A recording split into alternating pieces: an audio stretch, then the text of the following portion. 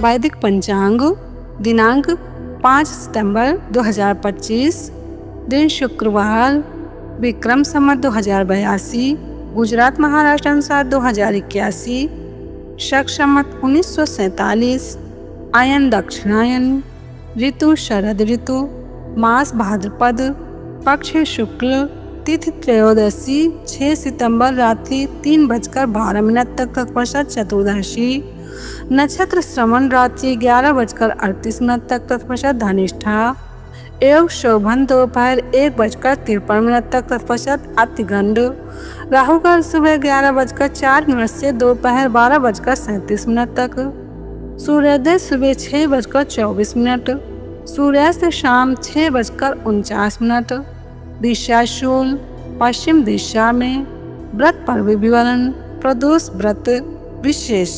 त्रयोदशी को बैंगन खाने से पुत्र का नाश होता है। ब्रह्मखंड वैदिक पंचांग। श्राद्ध पक्ष में अपनाए जाने वाले सभी मुख्य नियम। 7 सितंबर 2025 रविवार से महालय श्राद्ध आरंभ।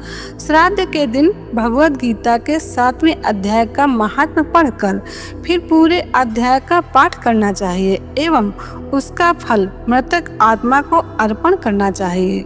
श्राद्ध के आरंभ और अंत में 3 बार निम्न मंत्र का जप करें। मंत्र ध्यान से पढ़ें।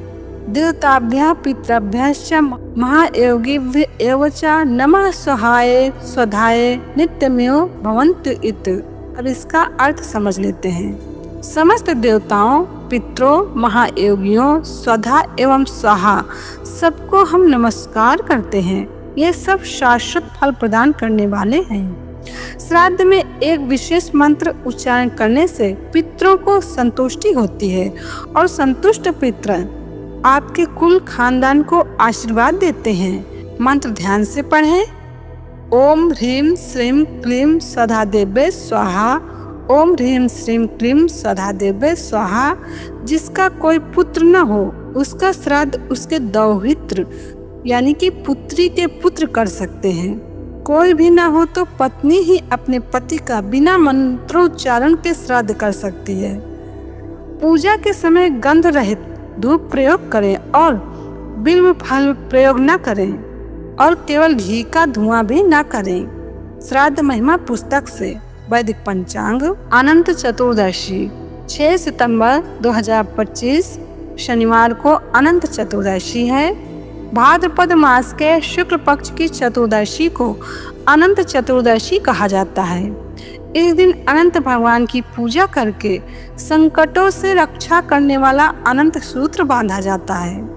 कहा जाता है कि जब पांडव जुए में अपना सारा राजपाट हार कर वन में कष्ट भोग रहे थे, तब भगवान श्री कृष्ण ने उन्हें अनंत चतुर्दशी का व्रत करने की सलाह दी थी। धर्मराज युधिष्ठिर ने अपने भाइयों तथा द्रौपदी के साथ पूरे विधि विधान से ये व्रत किया था तथा अनंत सूत्र धारण किया था।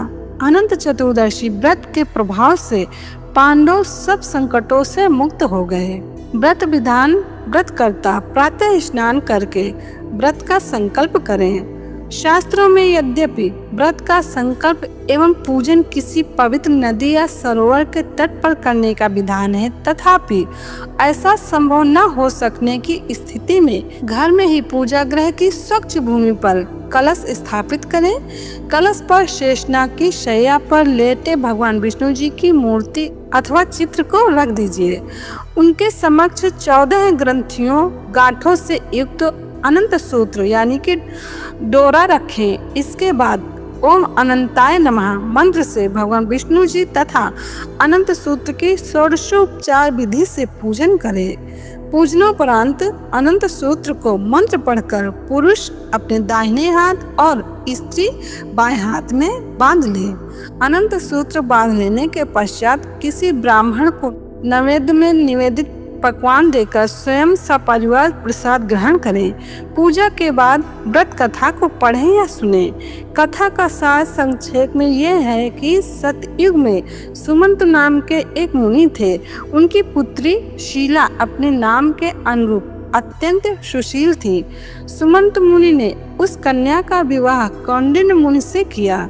कौंडिन्य मुनि अपनी पत्नी शीला को लेकर जब ससुराल से घर वापस लौट रहे थे, तब रास्ते में नदी के किनारे कुछ स्त्रियां अनंत भगवान की पूजा करते दिखाई पड़ी।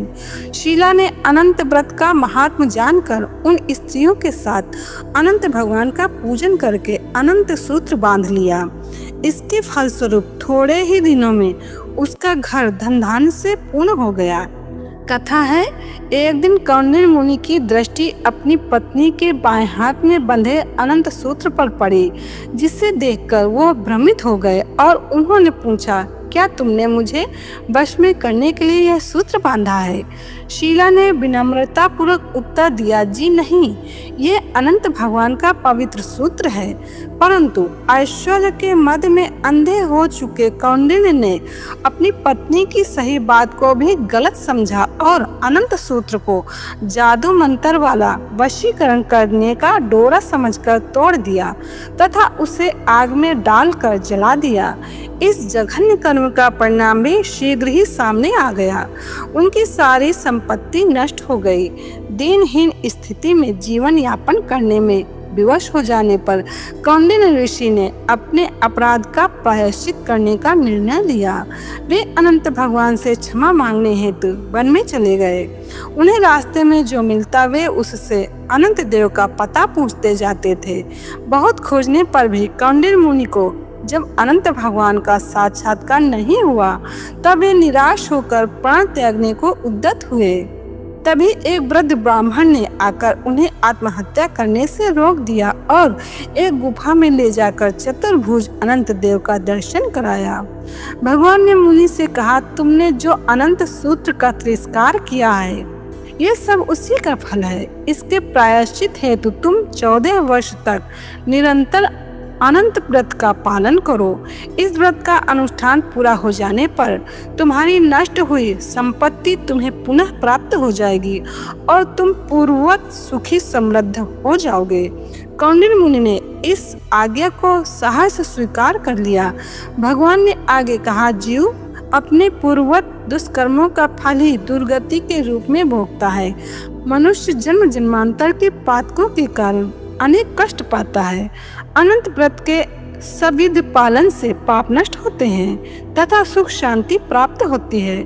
कौंडिन्य मुनि ने 14 वर्ष तक अनंत व्रत का नियम पूर्वक पालन करके खोई हुई समृद्धि को पुनः प्राप्त कर लिया। वैदिक पंचांग संपादक अंजनी बहन नीलेश ठक्कर। वैदिक पंचांग प्रकाशित सूरत शहर गुजरात। वैदिक पंचांग।